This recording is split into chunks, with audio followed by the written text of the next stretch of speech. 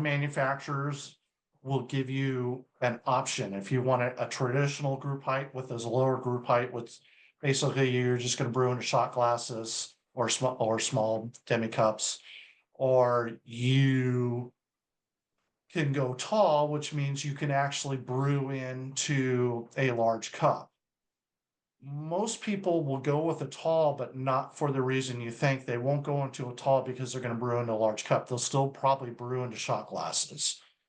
They like the talls because it gives them that additional deck height for working room. And a lot of that comes down to like steam wands. It'll give you more, the steam wand will typically be a little bit longer. It just gives you a lot more room in working, and not less being clumsy and hitting things and spilling things.